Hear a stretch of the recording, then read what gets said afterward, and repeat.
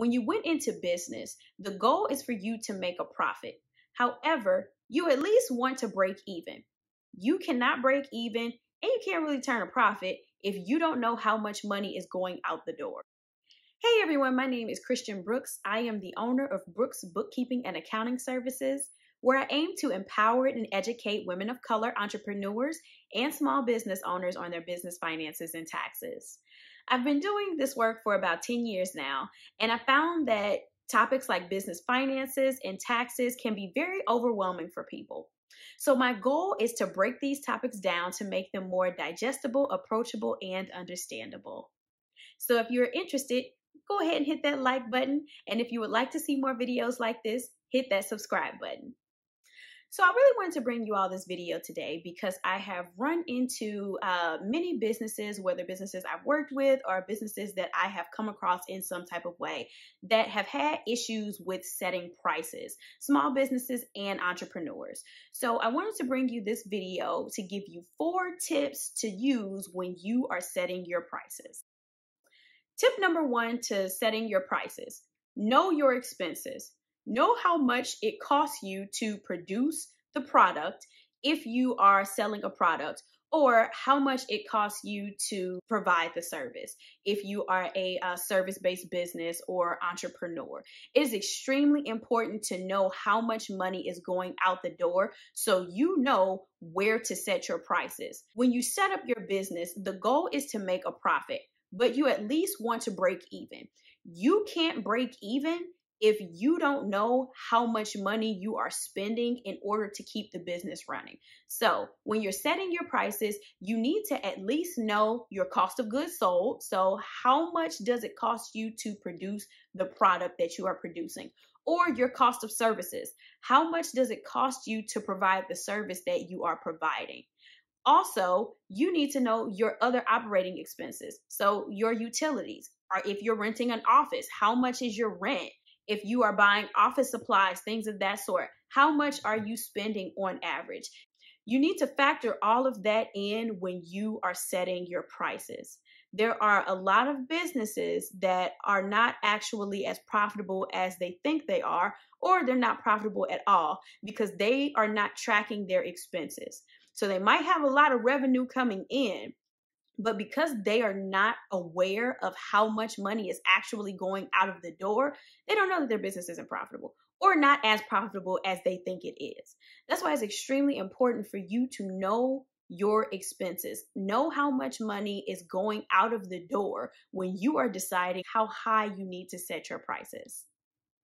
Tip number 2, and this tip is mainly for service-based entrepreneurs or businesses. Determine your hourly rate. Figure out what you want your hourly rate to be. Now, when you're figuring out what you want your hourly rate to be, don't choose a random number. Do some research on your industry. How much are people being paid per hour, or how much are people charging per hour who are providing similar services to you? Also, look at the years of experience, the level of expertise, and the education level when you are determining what you want your hourly rate to be. Tip number 3. Again, this is mainly for entrepreneurs and small business owners that are providing a service. So keep track of your hours. You want to multiply the average amount of time that it takes you to put together your project or to complete your project by your hourly rate. And that is going to be the base level that you are going to be getting paid. If you are a consultant or if you do a lot of speaking engagements, on average, how long does it take you to prepare a presentation? So let's say it takes you about 5 hours to prepare a presentation. That includes the research that goes into the presentation, actually putting the presentation together, editing it, making it smooth, and actually giving the presentation. About 5 hours. Okay, that 5 hours, multiply it by that hourly rate, and that is going to be your base price. So let's say you are giving a presentation on a topic that you're an expert in. It takes you about 5 hours to put the presentation together and to give the presentation. Your hourly rate is $200. So at a very minimum, you are going to charge $1,000 for the presentation. That's your base level, because we at least want you to get paid for your time, right? You can go up from there if the pricing in your industry allows it. However, at the very base, you want to multiply the amount of time that it is taking you to complete the project by your hourly rate. Tip number 4, look up your industry pricing scale. So every industry has 3 different pricing categories, so to speak. You have your cheaper prices, average pricing, and then premium pricing. But then also look up the attributes for those 3 categories. So if there is a product or service that is considered on the cheaper side, why is it considered on the cheaper side? If there is a product or service that's considered premium, why is it considered premium?